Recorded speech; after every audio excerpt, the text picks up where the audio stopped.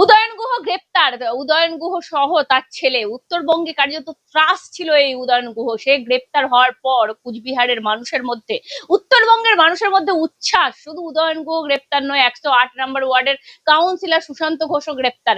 মমতা বন্দ্যোপাধ্যায় পথে নেমেছেন হকার উচ্ছেদের জন্য, না উদয়ন গুহ গ্রেপ্তার হোপলেস হয়ে মমতা বন্দ্যোপাধ্যায় পথে নেমে পড়েছেন, সেটা কেউ বুঝতে পারছে না। আমার সঙ্গে রয়েছেন রাজনৈতিক বিশ্লেষক বিশ্বনাথ চক্রবর্তী। অনেকদিন পর মমতা বন্দ্যোপাধ্যায় আবার পথে নামলেন, কাল হাইকোর্টে, আজকে পথে। উদয়ন গুহ গ্রেপ্তারের পরেই কি নামলেন?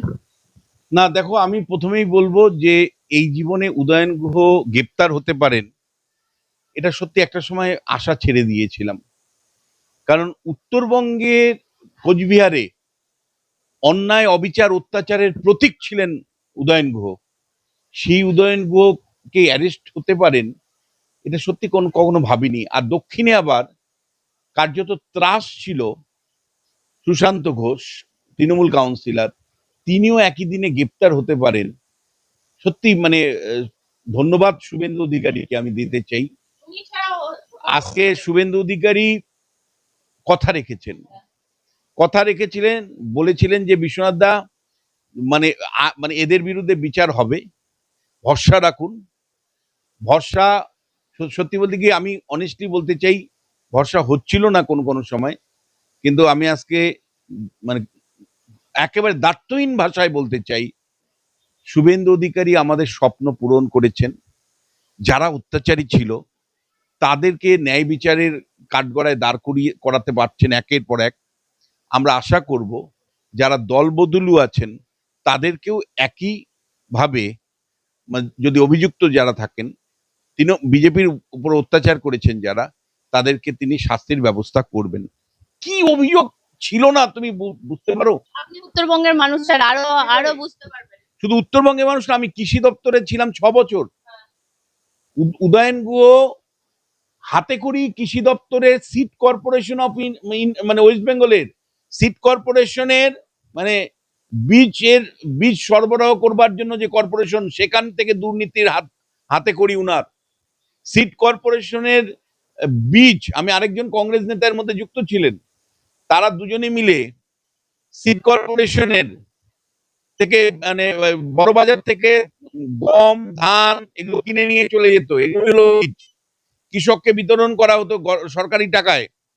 সেই ভাওতা, এবং সেগুলো কোনোটা মানে কৃষক এত আশা নিয়ে সেই বীজ নিত, তার জমিতে যখন চাষ করতো সেগুলোতে গাছ হতো না, গরিব ঠকানো। ফলে ওইখান থেকে ওনার হাতে করি।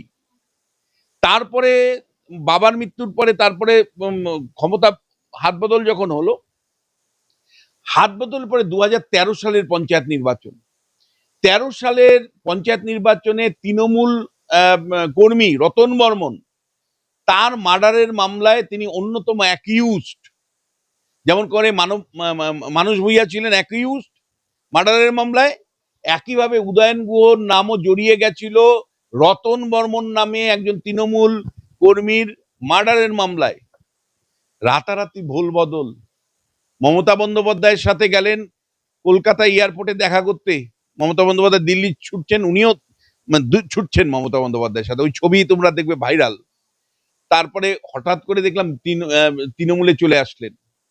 তৃণমূলে আসার পরে ওনার লাগামহীন অত্যাচার। তৃণমূলের আসার পরে উনি প্রথম যেটা করলেন, যে লোকটা তৃণমূল কংগ্রেসকে তৈরি করেছিল কোচবিহারে, রবীন্দ্রনাথ ঘোষ, সেই লোকটাকে প্রথমে লাথি মারলেন, সেই লোকটাকে কোণঠাসা করলেন, সেই লোকটাকে দলে বাধ্য করে দিলেন, করে দিয়ে উদয়ন সাম্রাজ্য তৈরি হলো। উদয়ন সাম্রাজ্যের প্রথম কাঠগড়ি মানে কি হাতকড়ি কি, ফরওয়ার্ড ব্লকের একটা অফিস ছিল, দিনহাটার ফরওয়ার্ড ব্লকের অফিস। কর্মীদের চাঁদা দিয়ে যে অফিস তৈরি হয়েছিল, এর মধ্যে কোনো 2 নম্বরই ছিল না। সেই ফরওয়ার্ড ব্লকের অফিস তিনি দখল নিয়ে নিলেন, তৃণমূলের দখল নিয়ে নিলেন, তৃণমূলের ঝান্ডা লাগিয়ে দিলেন, ওখানেই তিনি থাকবেন। এটাও তোমার দর্শককে বলতে চাই, বিজেপি কিন্তু আসার পরে বিজেপি আবার সেই অফিস ফরওয়ার্ড ব্লককে হাতে ফিরিয়ে দিয়েছে। থ্যাঙ্কস টু বিজেপিকে। বিজেপির কর্মী সমর্থক কোচবিহার, আজকে যারা আপনারা মিষ্টি বিতরণ করছেন, আনন্দ করছেন, আপনারা একটা ভালো কাজ করেছেন। সেদিন অন্যায়ভাবে তৃণমূল কংগ্রেস উদয়ন গুহর নেতৃত্বে যেভাবে ফরওয়ার্ড ব্লকের অফিস দখল করেছিল, আপনারা সেটাকে উদ্ধার করে ফরওয়ার্ড ব্লকের কর্মীদের হাতে আবার ছেড়ে দিয়েছে। স্যার শুভেন্দু এইবার- অধিকারীকে জ্যান্ত জ্বালাতে গিয়েছিলেন আমি একদম। তোমায় বলছি, এ মানুষ কোন মানুষ? এই মানুষ সেই মানুষ যে কার্যত বেতাব বাদশাহ ভোট লুট করত। 2021-এর নির্বাচনে নিশীথ প্রামাণিকের কাছে হেরে গেলেন। 21-এর উপনির্বাচন নিশীথ দু জায়গা থেকে দাঁড়িয়েছিল, মানে এমপি ছিল, ফলে এমপি সিটটা রেখে দিয়ে এমএলএ সিট ছেড়ে দিল। উনি সেই সময় দিনহাটাতে উপনির্বাচনে সারাদিন কোনো বুথে লোক নেই, অথচ দেখা গেল 90% লোক ভোট দিয়ে দিয়েছে। আর উনি ইতিহাস রচনা করলেন, 1,63,000 ভোটে জিতলেন। বিরোধীরা কোনো ভোট পায়নি। কোন বুথে বিরোধী এজেন্টকে সেই উপনির্বাচনে বসতে দেননি। 1,63,000 ভোট। উনি হলো সেই মানে ভোট জালিয়াতির মানুষ, যিনি ইয়েতে তোমার গিয়ে দিনহাটায় 16টা ওয়ার্ড নিয়ে পুরসভা, 16টা ওয়ার্ডই তিনি বিনা প্রতিদ্বন্দ্বিতায় জয়ী হলেন। শুধু তাই নয়, চোখের জল তুমি দেখো বিরোধীদের কিন্তু ফেলেছিল। 16টা ওয়ার্ডে কয়েকটা ওয়ার্ডের বিজেপির প্রার্থী দাঁড়িয়েছিল।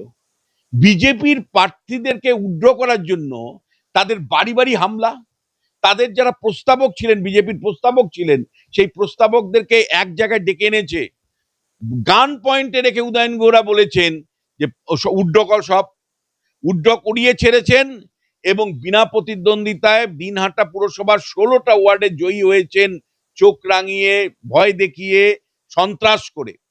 তারপরে আসলো 2023-এর পঞ্চায়েত নির্বাচন। কয়েকটা এলাকা ছাড়া সমস্ত বিরোধীর উপর অত্যাচার উদয়ন গুহর নামালেন। নটোরিয়াস ক্রিমিনাল একদম। মানে একদম নটোরিয়াস ক্রিমিনাল বললে কম বলা হবে। শুভেন্দু অধিকারী 5ই আগস্ট 2025 সাল, 5ই আগস্ট দিনের পর দিন আক্রান্ত যে সমস্ত মানে বিজেপির কর্মী সমর্থকরা ছিলেন, আক্রান্ত কর্মী সমর্থকদের সাথে দেখা করতে গেলেন শুভেন্দু অধিকারী।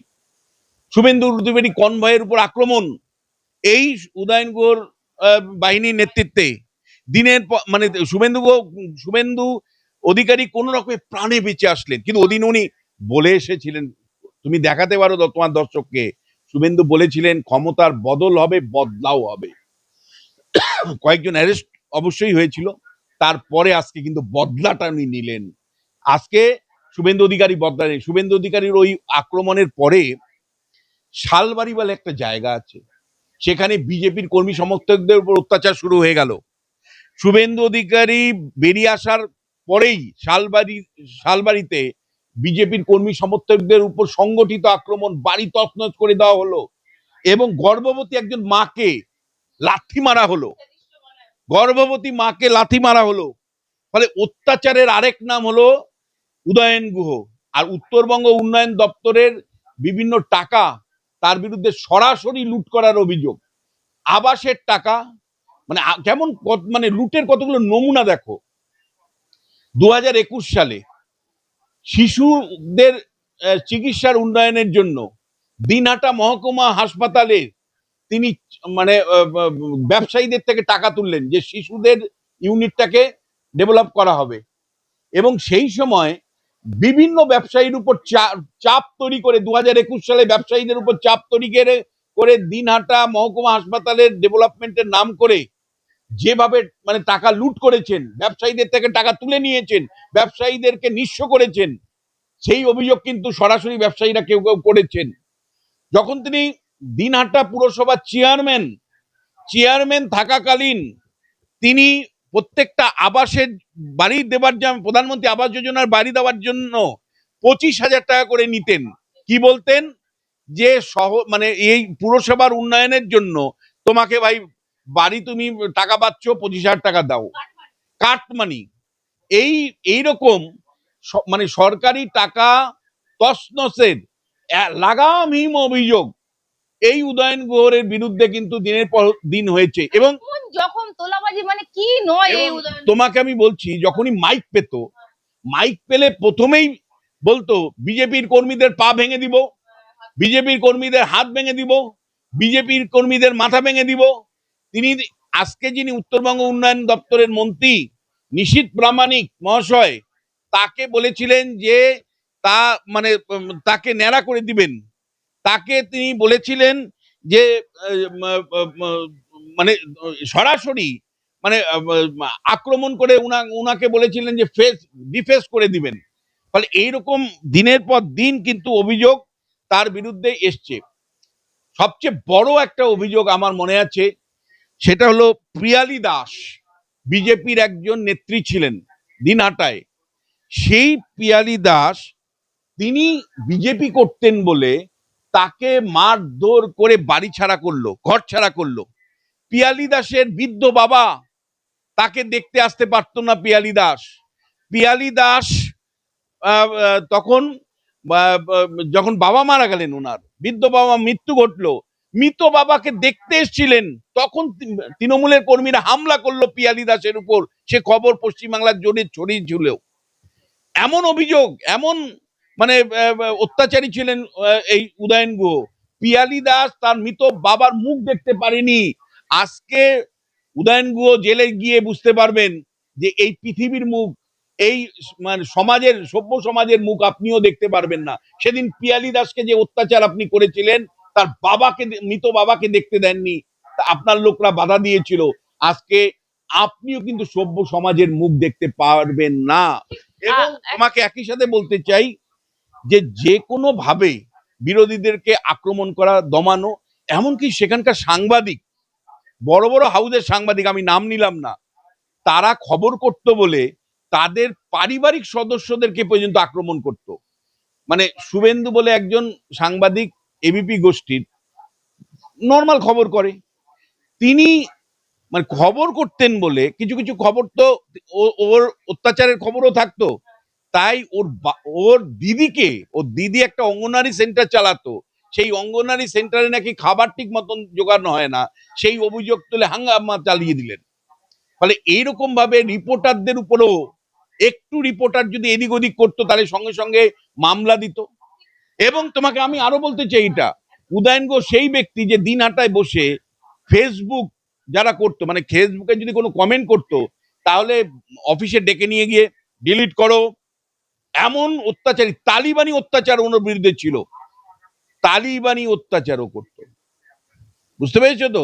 স্যার, আরেকটা বিষয় হচ্ছে, আমি বলছি আমার কভারেজ অবশ্যই ওই গোয়ালে গরু ছিল, এই, জমি দখল করবে বলে এই সুশান্ত ঘোষ জ্যান্ত গরুদেরকে জ্বালিয়ে দিয়েছিল। এই ঘটনা মানে চোখের জল এনে, আমি চোখের জল এসে যাবে আমার ভাবতে গেলেও। স্যার, এই অত্যাচার, গোয়ালে গরু ছিল, সেই জমি দখল করবে বলে সেই খাটালে আগুন ধরিয়ে দিল।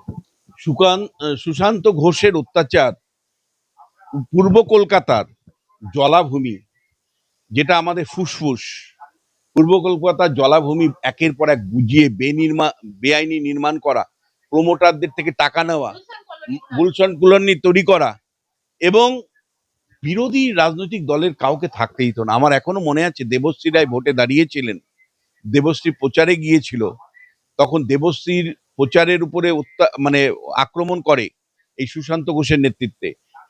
দেবশ্রীকে, থ্যাঙ্কস টু দেবশ্রী, দেবশ্রী আমার মনে আছে, দেবশ্রী চৌধুরী তিনি অবস্থান করেছিলেন থানায় গিয়ে সুশান্ত ঘোষের বিরুদ্ধে, এবং শেষ পর্যন্ত থানা কিছু না কিছু ব্যবস্থা নিতে বাধ্য হয়েছিল। সুশান্ত ঘোষ আরেকটা অত্যাচারের কাহিনী। দেখো, মমতা বন্দ্যোপাধ্যায় আসলে এই এদের জন্মদাতা। মমতা এবং অভিষেকের মানে বলা যায় যে আশ্রয়ে প্রশ্রয়ে এই উদয়ন গুহ তৈরি হয়েছে। এই মমতা বন্দ্যোপাধ্যায় আশ্রয়ে প্রশ্রয়ে সুশান্ত ঘোষরা তৈরি হয়েছে।